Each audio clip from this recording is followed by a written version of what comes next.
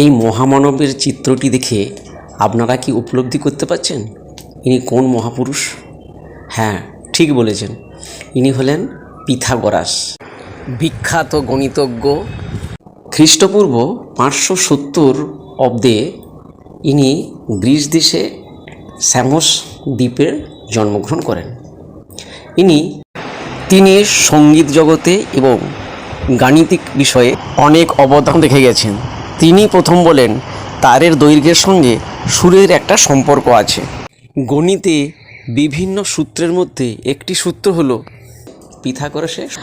আমরা সকলেই এনার সূত্র পড়ে বড় হয়েছি এবং সকলেই জানি যে ইনি যে সূত্রটি আবিষ্কার করেছিলেন, একটি সমকোণী ত্রিভুজের অতিভুজের ওপর অঙ্কিত বর্গক্ষেত্রের ক্ষেত্রফল ওই সমকোণী ত্রিভুজের অপর দুই বাহুর ওপর অঙ্কিত বর্গক্ষেত্রের ক্ষেত্রফলের সমষ্টির সমান।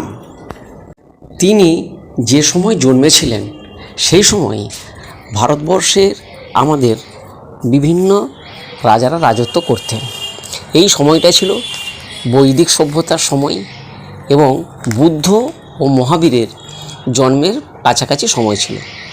তখন ভারতবর্ষে বিভিন্ন শক্তিশালী রাজারা রাজত্ব করতেন। প্রথমে বলি মগধ রাজ্যের কথা। মগধ রাজ্যের রাজা ছিলেন বিম্বিসার ও অজাতশত্রু। এটি ছিল শক্তিশালী রাজত্ব।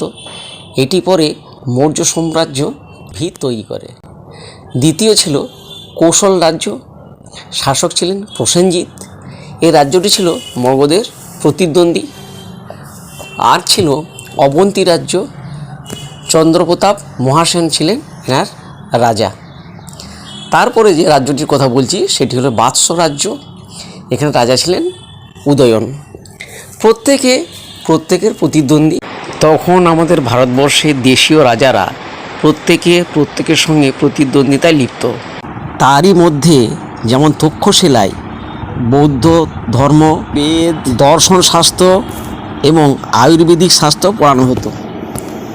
তখন গ্রিস দেশ পড়াশোনায় যথেষ্ট উন্নতি লাভ করেছিল। সেই সময় পিথাগোরাস যে সূত্রটি আবিষ্কার করেছিলেন সত্যি চমৎপ্রদ সূত্র। সেই সূত্র আমরা আজও ব্যবহার করছি জ্যামিতিতে, বাস্তব জীবনে, সমস্ত ক্ষেত্রে। অর্থাৎ এনার অবদান অতুলনীয়। কিন্তু এই সূত্রটি আবিষ্কারের পিছনে একটি ছোট্ট গল্প আছে। সেই গল্পটি আপনাদের শোনাব। ইনি যখন বাড়ি ফিরছিলেন তখন রাস্তার ধারে একটি জলাশয়ের মধ্যে একটি পদ্মফুলের কুঁড়ি মাথা তুলে দাঁড়িয়েছিল।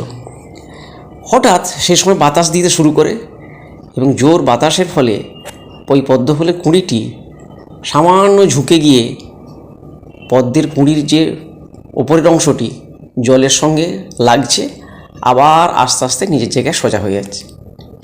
এই দৃশ্য দেখে তিনি দাঁড়িয়ে পড়লেন।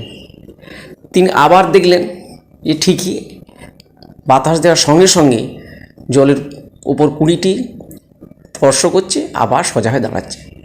ইনি মনে মনে ভেবে দেখলেন যে জলের উপর পদ্মফুলের যে কুঁড়ি আর যেখানে জল স্পর্শ করছে কুঁড়িটি আর জলের তল, এই তিনটি মিলিয়ে একটি সমকোণী ত্রিভুজ তৈরি হচ্ছে। ওনার মনের মধ্যে তখন তৈরি হলো, তাহলে কি এই তিনটির মধ্যে কোনো সম্পর্ক আছে? উনি ভেবে নিয়ে বাড়ি চলেন। বাড়িতে বসে শুরু করলেন হিসাব কষা, কিভাবে কোনো সম্পর্ক আছে কি না। হিসাব করতে করতে উনি মিলিয়ে ফেললেন। দেখলেন যে অদ্ভুত ব্যাপার, যদি আমরা একটা কোনো সমকোণী ত্রিভুজ নিই, সেই সমকোণী ত্রিভুজের অতিভুজের উপর যে বর্গক্ষেত্র তৈরি হচ্ছে তার যে ক্ষেত্রফল, সেই ক্ষেত্রফল ওই সমকোণী ত্রিভুজের অপর দুটি বাহু অর্থাৎ লম্ব এবং ভূমি, তাদের উপর যদি বর্গক্ষেত্র অঙ্কন করা যায়, তাদের যে ক্ষেত্রফলের সমষ্টি সেটা হচ্ছে ওই দুটোর যোগফল করলে ওর সমান হবে। একটু উদাহরণ দেওয়া যাক। ধরা যাক একটি সমকোণী ত্রিভুজের অতিভুজের দৈর্ঘ্য হচ্ছে 5 সেন্টিমিটার, লম্ব 3 সেন্টিমিটার এবং ভূমি হচ্ছে 4 সেন্টিমিটার। এখন অতিভুজের উপর যদি আমরা বর্গক্ষেত্র তৈরি করি, অর্থাৎ 5 বর্গ 25 বর্গ একক, অন্যদিকে লম্ব 3 একক, তাহলে 3 বর্গ অর্থাৎ 9 একক, আর ভূমি 4 একক। 4 বর্গ মানে 16 একক। তাহলে 16 আর 9 যোগ করলে 25 হয়। তাহলে এই যে সূত্রটি উনি দিয়ে গেলেন, এই সূত্রটির সাহায্যে আমরা কিন্তু আজও প্রত্যেকে ব্যবহার করি। অবশ্য এই সম্পর্কে আরও একটি তথ্য আছে। ভারতীয় বৈদিক শূল্যসূত্র অর্থাৎ বৈদিক গণিত যে গ্রন্থ আছে, সে গ্রন্থেও এই সূত্রের উল্লেখ আছে, যদিও এটা বিশেষভাবে প্রচার পায়নি। যাই হোক, এই সূত্রের মাধ্যমে পিথাগোরাস আজও পৃথিবীতে অমর হয়ে আছেন এবং এই সূত্র সাহায্যে আমরা যে কত ধরনের সমস্যার সমাধান করি তার ইয়ত্তা নেই। যতদিন আমরা এই সূত্র ব্যবহার করব, পিথাগোরাস ততদিন অমর হয়ে থাকবেন। অর্থাৎ এক কথায় আমরা এই সূত্র ছাড়া অঙ্ক করতে পারবো না।